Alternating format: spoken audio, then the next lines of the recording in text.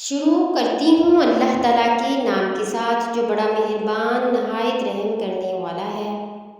تم پر اس میں بھی کوئی گناہ نہیں ہے کہ تم عورتوں کو ایسے وقت طلاق دو جب کہ ابھی تم نے ان کو چھوا بھی نہ ہو اور نہ ان کے لیے کوئی مہر مقرر کیا ہو، اور ایسی صورت میں ان کو تحفہ دو۔ خوشحال شخص اپنی حیثیت کے مطابق اور غریب آدمی اپنی حیثیت کے مطابق بھلے طریقے سے یہ تحفہ دے، یہ نیک آدمیوں پر ایک لازمی حق ہے۔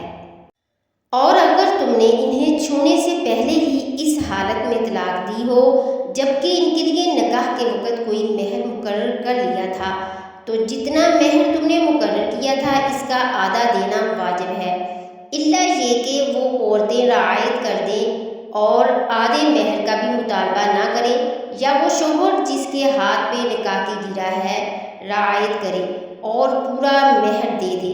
اور اگر تم رعایت کرو تو یہ تقویٰ کے زیادہ قریب ہے، اور آپس میں فراخ دلی کا برتاؤ کرنا مت بھولو۔ جو عمل بھی تم کرتے ہو اللہ یقیناً اسے دیکھ رہا ہے۔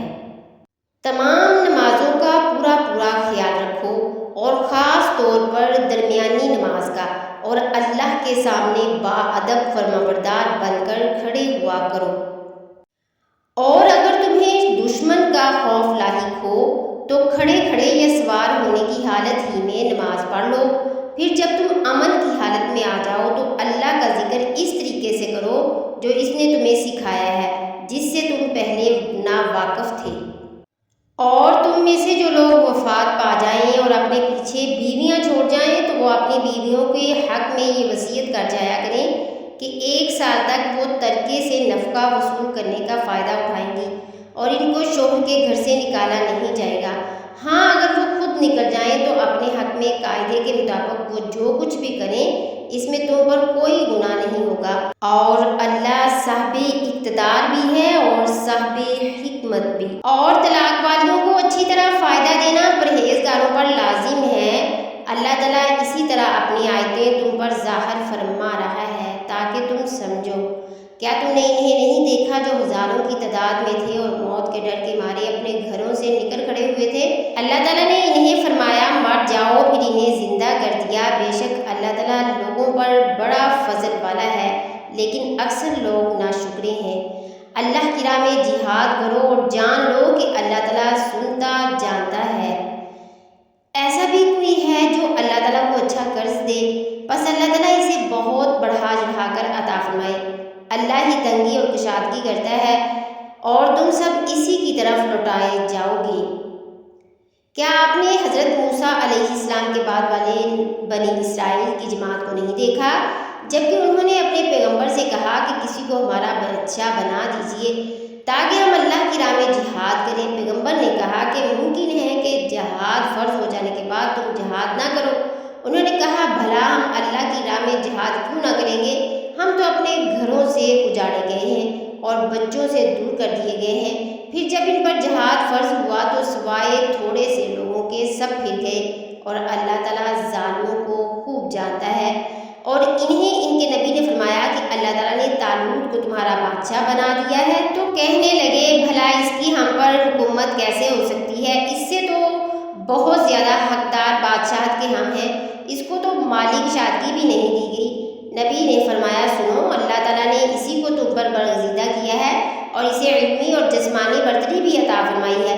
بات یہ ہے کہ اللہ جسے چاہے اپنا ملک دے، اللہ تعالیٰ کشادگی والا اور علم والا ہے۔ ان کے نبی نے انہیں پھر کہا کہ اس کی بادشاہت کی ظاہری نشانی یہ ہے کہ تمہارے پاس وہ صندوق آ جائے گا جس میں تمہارے رب کی طرف سے دل جمی ہے، اور آل موسیٰ اور آل ہارون کا باقیہ ترکہ ہے۔ فرشتے اسے اٹھا کر لائیں گے، یقیناً یہ تو تمہارے لیے کھلی دلیل ہے اگر تم ایمان والے ہو۔ جب حضرت طالوت علیہ السلام لشکروں کو لے کر نکلے تو کہا سنو، اللہ تعالیٰ تمہیں ایک نہر سے آزمانے والا ہے، جس نے اس میں سے پانی پی لیا وہ میرا نہیں، اور جو اسے نہ چکھے وہ میرا ہے۔ ہاں یہ اور بات ہے کہ اپنے ہاتھ سے ایک چلو بھر لے، لیکن سوائے چند کے باقی سب نے وہ پانی پی لیا۔ حضرت طالوت مومنین سمیت جب نہر سے گزر گئے تو وہ لوگ کہنے لگے آج تو ہم میں طاقت نہیں کہ جالوت اور اس کے لشکروں سے لڑیں، لیکن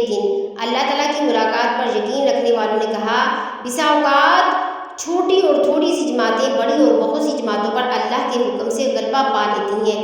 اللہ تعالیٰ صبر کرنے والوں کے ساتھ ہے۔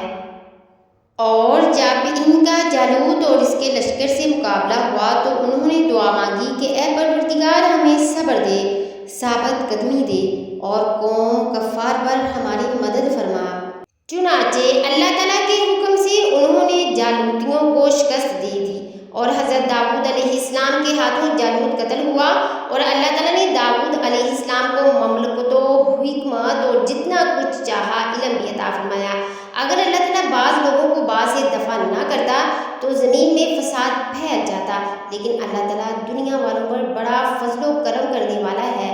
یہ اللہ تعالیٰ کی آیتیں ہیں جنہیں ہم حقانیت کے ساتھ آپ پر پڑھتے ہیں۔ بالیقین آپ رسولوں میں سے ہیں۔ یہ رسول ہیں جن میں سے ہم نے بعض کو بعض پر فضیلت دی ہے۔ ان میں بعض وہ ہیں جن سے اللہ تعالیٰ نے بات چیت کی اور بعض کے درجے بلند کیے ہیں، اور ہم نے عیسیٰ بن مریم کو معجزات عطا فرمائے اور روح القدس سے ان کی تائید کی۔ اگر اللہ تعالیٰ چاہتا تو ان کے بعد والے اپنے پاس دلیلیں آ جانے کے بعد ہرگز آپس میں لڑائی بڑھائی نہ کرتے، لیکن ان لوگوں نے اختلاف کیا، ان میں سے بعض تو مومن ہوئے اور بعض کافر۔ اور اگر اللہ تعالیٰ چاہتا تو یہ آپس میں نہ لڑتے، لیکن اللہ تعالیٰ جو چاہتا ہے